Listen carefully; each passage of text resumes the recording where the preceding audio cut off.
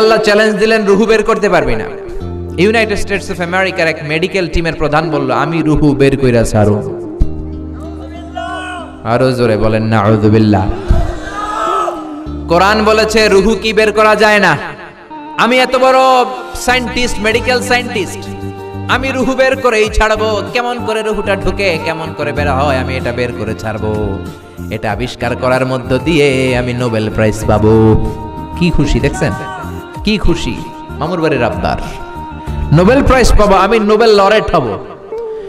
সে গবেষণা শুরু করলো, রুহু বের করে ছাড়বে। আল্লাহ বললেন কিয়ামত তক চেষ্টা করলো, রুহু খুঁজে পাবি? মেডিকেল টিমের প্রধান বলল, মুমূর্ষু রোগী নিয়ে আয়। খেয়াল করে শুনবেন, মুমূর্ষু রোগী নিয়ে আয়। গ্লাস ফিটিং করা রুমের ভিতরে ঢুকা, আইসিইউ থেকে আন। আইসিইউ চিনেন তো, ইন্টেনসিভ কেয়ার ইউনিট। এরকম মুখোশ পরা থাকে, অক্সিজেনের মাস্ক, ঠিক কি না? কৃত্রিম অক্সিজেন দিয়ে বাঁচিয়ে রাখা হয়েছে। নিয়ে আয়। ঢুকানোর পরে বলল, চেক হিজ বিপি। এই মুমূর্ষু রোগীটার বিপি চেক কর, রুহু কেমনে বাইর হয় আমি দেখবো। Check BP. বিপি বুঝেন? Blood pressure. এই যে বুকের মধ্যে ধপ ধপ ধপ আসনা নাই, আপনি ঘুমায় যান, এই ধপ ধপ বন্ধ হয়? এই ফুসফুসের কাজ বন্ধ হয় না। ওই যে মায়ের পেট থেকে ছোট্টবেলায় বেরোলাম, কবরে যাওয়ার আগ পর্যন্ত এটা ধপ ধপ করবে, ঠিক কি না? আপনি শীতের রাতে কাঁথার নিচে আরামসে ঘুমিয়ে যান, আপনার দম ঘুমায় যায় নাকি? দম ঘুমায় গেলে আপনি বাঁচতেন? আপনি ঠুস হয়ে যেতেন, কি হইতেন? হায় রে মানুষ রঙিন ফানুষ, দম ফুরাইলে। দেখছেন সভাপতি সাহেব, সব মুখস্থ। তবু তো ভাই কারোরই নাই একটুখানি। হায় রে মানুষ রঙিন ফানুষ, রঙিন ফানুষ, হায় রে মানুষ। আল্লাহু আকবার। মেডিকেল টিমের প্রধান বলে, চেক হিজ বিপি। বিপি মাপ। ধপ ধপ আছে না নাই? আছে, তার মানে বেঁচে আছে। এবার মেডিকেল টিমের প্রধান বলে, চেক হিজ ওয়েট। ওজন মাপ। ওজন স্কেলে শোয়াইছে, ওজন হয়েছে 80 কেজি। কয় কেজি? সবাই বলবেন কয় কেজি? 80 কেজি। এবার মেডিকেল টিমের প্রধান বলে, গ্লাস ফিটিং করা গ্লাস বন্ধ করে দে, মুখের মুখোশটা খুলে নে। সবাই বলে, মুখোশ খুললে তো মরে যাবে, অক্সিজেন পাবে না। কয় মরুক, মরলে আমি রুহু খুঁজে পাবো, কেমনে বাইর হয়? মুখোশ খুলে ফেললো, লোকটার ছটফটানি বেড়ে গেল, শ্বাস নিতে পারে না। গ্লাস ফিটিং করা রুমের ভেতরে ছটফট করে মারা যায়। সবাই তাকিয়ে আছে, রুহু বের করবে। কি বের করবে? হঠাৎ মইরা গেছে, মাগার রুহু বের করতে কোন দিক দিয়ে গেছে জানে না। সবাই কয়, কি টিমের প্রধান পারলেন না তো? কয় দাঁড়া, এখন খেলা শেষ হয়নি। কয় লাশ বের কর। Check his BP. এবার বিপি মাপ, ব্লাড প্রেশার, সিস্টোলিক ডায়াস্টোলিক, এরকম ধপ ধপ দেখতো। মরার পরে কি বিপি থাকে নাকি?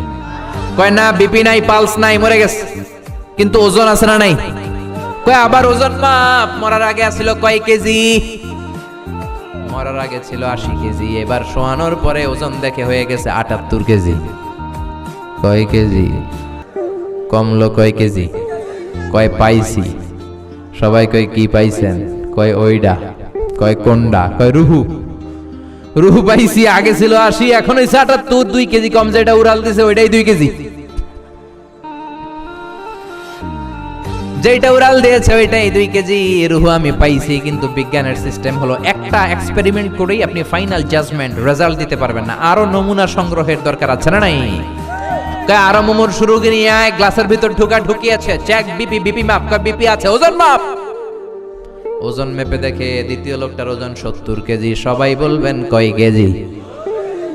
এবার গ্লাস বন্ধ কর। গ্লাস বন্ধ করা হলো। মুখোশ খোল। মুখোশ খুললো। লোকটা ছটফটানি শুরু করে দিল, কই মাছের মতো নাচানাচি করতে করতে। অক্সিজেনের অভাবে এই লোকটাও মরে গেল। এবার কয় বের কর বিপি মাপ। বিপি আছে, কারণ মরে গেছে, ঠিক কিনা?